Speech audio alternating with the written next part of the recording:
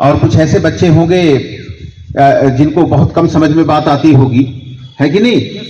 लेकिन हमारा ये मानना है कि जिनको कम समझ में आती है वो भी फेल न होने पाए, वो भी किसी भी प्रकार से पास हो जाए बिना नकल के। नकल नहीं करनी है, अकल से, हाँ, बिना नकल के ही पास हो जाए, कम से कम पास तो हो ही जाए। और जो विलक्षण प्रतिभा वाले बच्चे हैं वो इस विद्यालय का नाम जिले में रोशन करें, जिले में वो टॉप करके दिखाएं और ईश्वर करें प्रदेश में टॉप करें। ठीक है, हाँ, तो तैयार हो जाए इसके लिए। और जैसा अभी दो चार बातें मैं बता दे रहा हूं, मैंने मुख्य रूप से फोकस किया है जहां जहां मैं पढ़ाता हूं। मैं अक्सर कहता हूं कि इस समय आपको बहुत ज्यादा कंसंट्रेशन की आवश्यकता है। किसकी? कंसंट्रेशन का मतलब होता है, हिंदी में अगर बात करें तो कहें ध्यान। अपने ध्यान को बहकने नहीं देना है। बहुत सारी फालतू की बातें आपके जीवन में अभी आएगी, आती होंगी, लेकिन उनको आपको अवॉइड करना है। ठीक है, हाँ, अपने कंसंट्रेशन को भंग नहीं होने देना है। ज्यादा से ज्यादा समय आपको पढ़ाई पे लगाना है। ठीक है, और अब आपके पास समय नहीं है, बोर्ड के बच्चे सुन लें, आपके पास समय बिल्कुल नहीं है, फालतू की चीजें नहीं पढ़नी है। ठीक है, टू दी पॉइंट पढ़ना है। मुझे लग रहा है कि जितने भी सब्जेक्ट टीचर होंगे आपको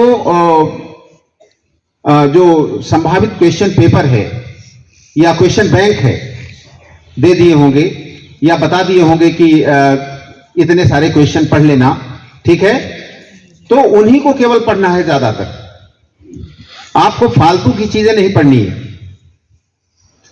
और पढ़ाई के समय केवल पढ़ाई करें, अपने ध्यान को भंग न होने दें। ये ना सोचें कि नहीं पढ़ाई भी कर रहे हैं, साथ में मोबाइल में गाना भी चल रहा है, टेलीविजन भी चल रहा है। ठीक है, एक साथ दो काम न करें। पढ़ाई के समय केवल और केवल पढ़ाई होनी चाहिए।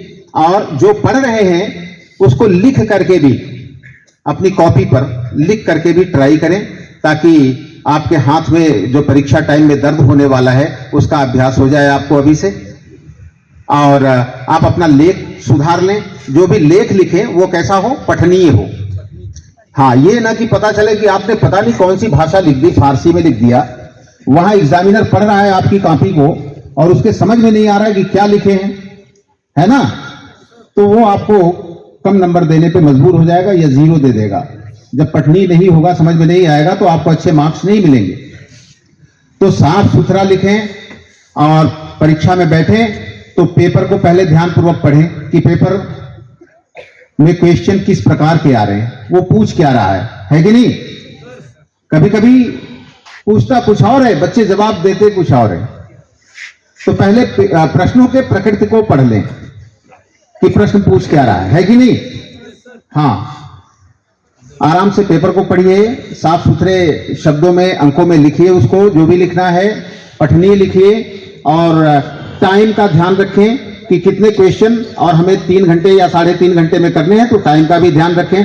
ऐसा ना हो कि 2-4 क्वेश्चन करने में ही बहुत ज्यादा टाइम किल कर दिए, है कि नहीं, और बाद के क्वेश्चन करने के लिए आपके पास टाइम ही नहीं बचा। तो टाइम मैनेजमेंट का ध्यान दें और बाद में कुछ समय बचा के रखें ताकि आप अपने कॉपी का रिवीजन भी कर लें, पेपर का रिवीजन भी कर लें। ठीक है।